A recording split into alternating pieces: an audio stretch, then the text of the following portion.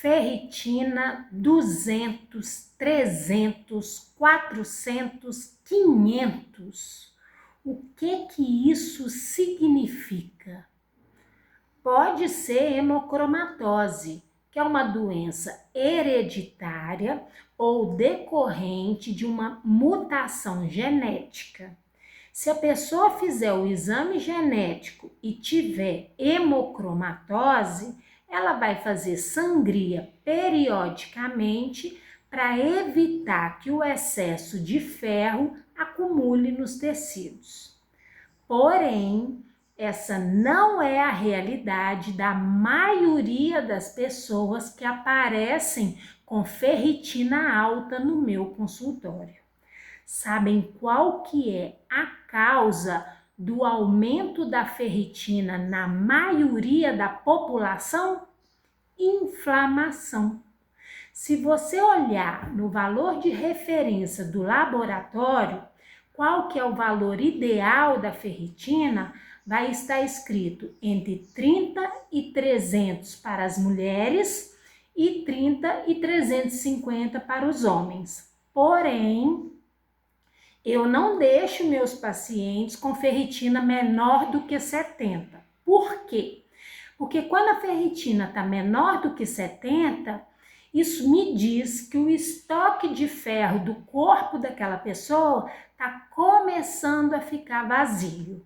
E a tireoide já começa a sofrer para trabalhar corretamente. Ou seja, se você deseja otimizar o seu metabolismo, o funcionamento da sua tireoide, deixe a sua ferritina entre 100 e 150. A ferritina é uma proteína que serve para armazenar o ferro no nosso corpo. Então, se a sua ferritina está baixa, o seu estoque de ferro também está baixo. Se a sua ferritina estiver 10, já é indicado que você tome ferro venoso. Quem vai prescrever isso é o médico.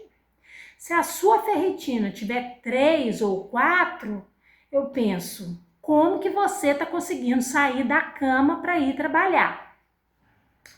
Como eu disse, o mineral ferro, ele está estocado na ferritina e ele vai ser usado pela tireoide, mas ele também é usado para fazer outras proteínas, por exemplo, a hemoglobina, que é uma hemoproteína, que serve para carregar o oxigênio no nosso corpo.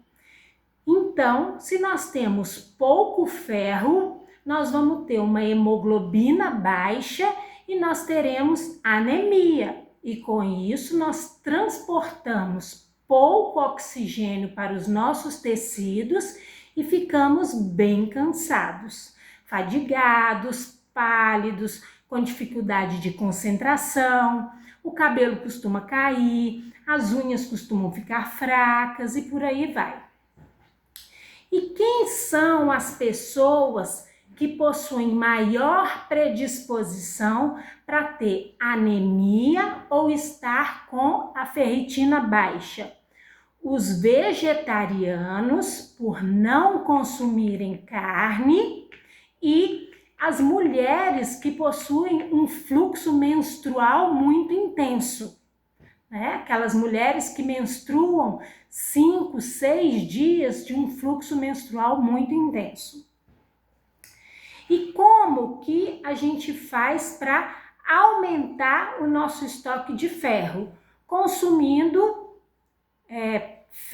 boas fontes de ferro na dieta, né? Que estão principalmente na carne. Uai, Letícia, mas o feijão não tem ferro? Tem sim, mas o ferro que tem no feijão, ele não é um ferro que está pronto para entrar no nosso corpo. Então, ele só vai ser absorvido se junto com ele você consumir vitamina C.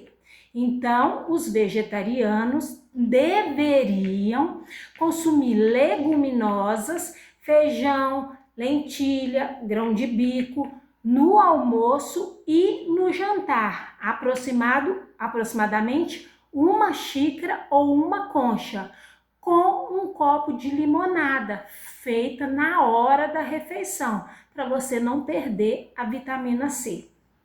Agora chega de falar de níveis baixos de ferro e vamos mudar de assunto. Imagine que um indivíduo tem uma infecção urinária, por exemplo. Ele começa a ter dor para urinar, começa a ter aquela urgência para ir no banheiro, toda hora vai no banheiro, sai aquelas gotinhas de xixi, começa a ter febre, e aí ele vai no médico e faz o exame e a ferritina dessa pessoa dá 300. Ele está com excesso de ferro no corpo? Não, isso é a ferritina fazendo o seu papel de guardiã do ferro. A ferritina, ela pega todo o ferro que está livre no sangue e guarda para evitar que os micro-organismos que estão infectando o corpo daquela pessoa usem esse ferro para proliferar, para se multiplicar.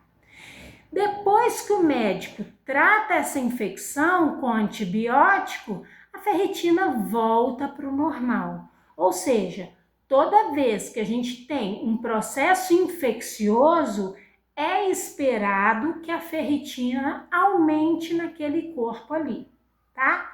Agora vamos imaginar uma segunda situação. Um sujeito vem aqui no meu consultório para poder emagrecer. E eu peço uma bateria de exames. Agora vamos anotar os exames que eu peço. Hemograma, hemoglobina glicada, insulina jejum, colesterol total e frações, triglicérides, TSH, T3 e T4 livres, ferritina, índice de saturação da transferrina, 25-hidroxivitamina D, B12, ureia, creatinina e PTH. Esses estão bons, essa listinha para mim é a minha preferida. Aí o sujeito vai lá, faz exame e volta com uma ferritina de 400, 500. E junto com essa ferritina elevada, também tem leucócitos altos, leucócito 8.000, 9.000, 10.000. A relação neutrófilo por linfócito elevada, maior que 2, 2,5. Plaquetas esbarrando em 400. Triglicérides 300. HDL muito baixo, 30. Hemoglobina glicada 6, 7. Insulina bem alta, 30, 35. Vitamina D baixa, 15, por exemplo, né? Tá tudo desorganizado. Por que a ferritina desse paciente está alta, pessoal? Porque esse corpo está inflamado. E eu consigo afirmar isso por quê? Porque eu tô vendo outros marcadores de inflamação aí no corpo dessa pessoa. A ferritina é uma proteína de fase aguda. Ela sempre vai estar alta num corpo inflamado.